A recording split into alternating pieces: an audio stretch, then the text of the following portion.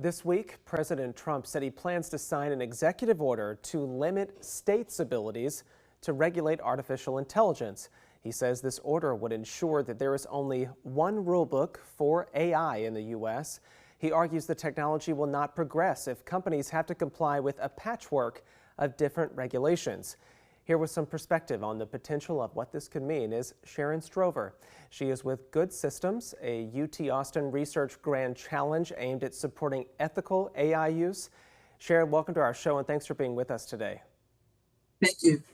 I had not heard of this Good Systems Challenge until today when we booked you as one of our guests, which we appreciate you being here, but maybe shed some light and a little extra color about what it is and its goals are.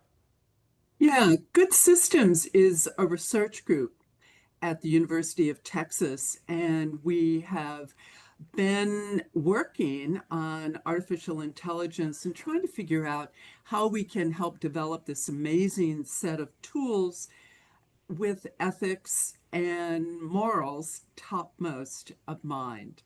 It's an interdisciplinary group of researchers.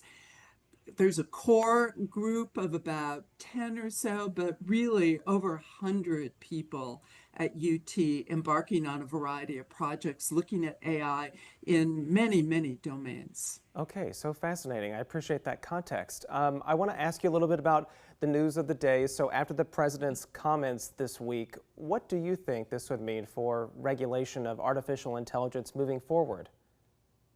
Well, it's hard to say. An executive order is not the same as a law, of course.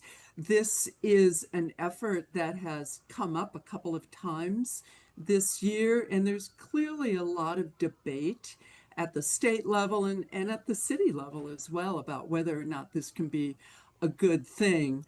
Many people think that regulation stifles innovation. Other people think that the two can coexist rather nicely. Texas passed its own AI bill, of course, this summer, and Texas ended up preempting city-level regulation, and now President Trump would like to preempt state-level regulation. Yeah, what are your thoughts about potentially having one rule book in terms of regulation about this compared to maybe even 50 different states taking separate approaches? Yeah.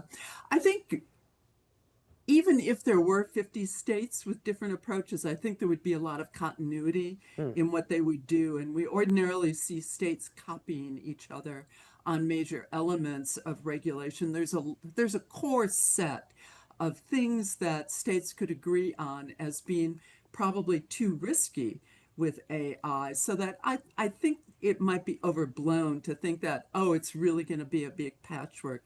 Obviously, the industries involved would love to have a single and very general, perhaps, set of rules that probably undercuts a lot of the good things that could happen if we do have closer scrutiny at a more local, whether it's statewide or even city-based level.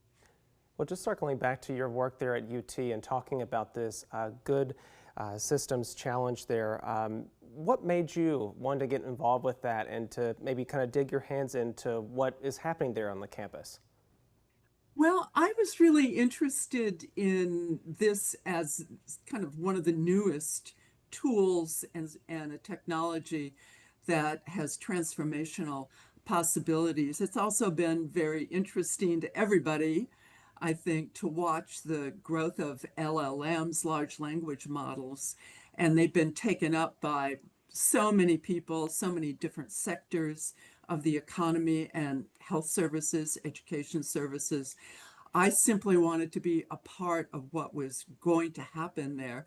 And I've been looking at regulation in particular and working with entities like the City of Austin and a national coalition of cities as they grapple with how to harness the good things that AI can do while minimizing the potential for negative outcomes. Well, I know we can't hit every base during this particular conversation, so we would love to have you back sometime to talk more about this. But Sharon Strover with UT Austin, thanks again for being with us. We appreciate it.